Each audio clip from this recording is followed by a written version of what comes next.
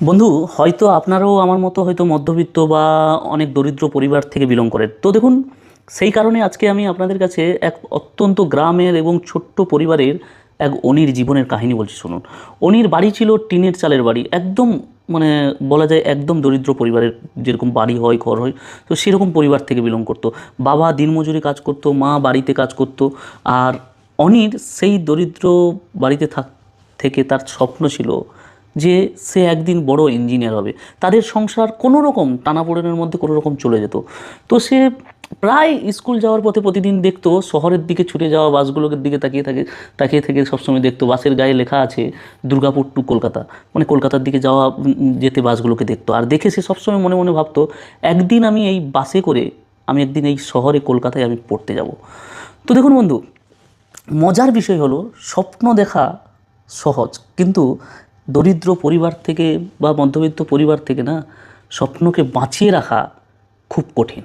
একদিন হঠাৎ অনির বাবা লোকেদের বাড়িতে দিনমজুরি কাজ করতে করতে একটা ছোট অ্যাক্সিডেন্টের ফলে সে বাড়িতে বসে পড়ে, মানে অনির বাবা বাড়িতে বসে যায়। তার ফলে অনির বাড়িতে তার বাবার দ্বারা যে ইনকামটা আসতো সেটা বন্ধ হয়ে যায়। মানে হঠাৎ করে তাদের পরিবারে একটা অন্ধকারের ছায়া নেমে আসে, এবং সেখানে উঠে আসলো অনির পড়াশোনা বন্ধ করার বিষয় নিয়ে। অনিকে এখন কাজ করতে হবে। অনির আত্মীয় স্বজনরা বলতে শুরু করলো যে এই পরিস্থিতিতে তুই পড়াশোনা করে কি করবি? এখন তুই কাজ শিখ, এখন তুই কাজ কর, সংসারটাকে ধর। বাবার আজ এই খারাপ পরিস্থিতিতে তুই তোর নিজের স্বপ্নগুলোকে ত্যাগ করে বা পড়াশোনাকে বন্ধ করে বরং বাবার পাশে দাঁড়া, সংসারটা চালা। তো এইসব কথা শুনে অনির মন ভেঙে গেল। সে রাতের বেলায় বাইরে বসে তারাদের দিকে মানে তাকিয়ে, আকাশের দিকে তাকিয়ে তারা দেখছে আর মনে মনে ভাবছে যে আমার স্বপ্নটা যেন ঠিক তারার মতো, যাকে দেখা তো খুব সহজ, কিন্তু তাকে হাসিল করা যায় না, মানে তাকে ছোঁয়া যায় না। উনি এইসব উদাস হয়ে এইসব ভাবছে, তখন উনির মা তার পাশে এসে বসে উনিকে বলে যে দেখ, যদি তোর স্বপ্নটা যদি সত্যি হয়, স্বপ্নটা যদি তুই সত্যি পূরণ করতে চাস তোর, তাহলে লড়াইটা তোকে করতে হবে। কষ্ট ছাড়া মনে রাখিস কিছুই পাওয়া যায় না। মায়ের এই কথা শুনে বন্ধু, তার মনে তখন আগুন জ্বলে ওঠে। সে প্রতিজ্ঞা করে মনে মন যে আমাকে সংসার টানার জন্য যতই কষ্ট করতে হয় করব, কিন্তু তার সাথে সাথে আমি আমার স্বপ্ন পূরণ করব। পরের দিন থেকে সে নতুনভাবে শুরু করলো, সকালে কাজ, রাতে পড়া। এবং সেই সময় বাড়িতে বিদ্যুৎ থাকতো না, বিদ্যুৎ ছিল না সেই সময়। লোডশেডিং, গ্রামের দিকে একটা লোডশেডিংয়ের একটা বিশাল বড় লেগে থাকতো। তো সে কেরোসিনের আলোতে পড়াশোনা করতো। এমনও তার দিন গেছে, কখনো কখনো সে রাতে মানে ক্ষুধার্ত পেটে, একটা মানুষ 8টা 9টার সময় খাওয়ার পর, আপনারা হয়তো এটা ফিল করে থাকবেন যে রাতে খাওয়ার পর যখন বেশি রাত অবধি আপনি জাগবেন, আপনার দেখবেন এই 1টা 12টা 1টা 2টোর পর আপনার কিন্তু অটোমেটিক আবার খেতে লেগে যায়। তো সেই তার মানে এমনও দিন গেছে বহু, যে রাতের বেলা ক্ষুধার্ত পেটেও শেষ হয়ে গেছে, এবং বন্ধুদের সঙ্গে আড্ডা, খেলাধুলা, বই সব কিছু ছেড়ে দিয়েছে। কিন্তু সে তার সংসার চালানোর সাথে সাথে সে কিন্তু বই পড়া ছাড়েনি। এভাবেই চলতে থাকলো তার জীবন।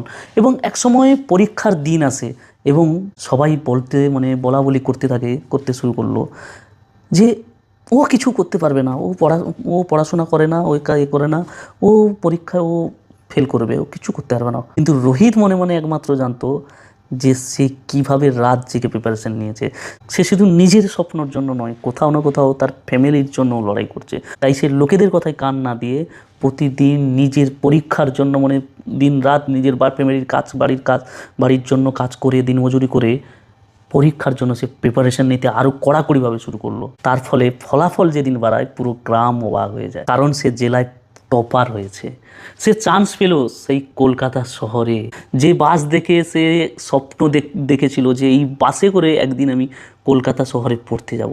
আজ সে সেই বাসে চেপে কলকাতার দিকে নিজের নতুন স্বপ্ন পূরণ করার জন্য রওনা দিয়ে দিল। কলকাতায় গিয়ে সে তার পড়ার সাথে সাথে এবং নাইট গার্ডের কাজ করে সে কিন্তু সেই শহরে গিয়েও সে কিন্তু তার সংসার চালানো বা সংসার মেনটেন করা কখনোই ভুলেনি।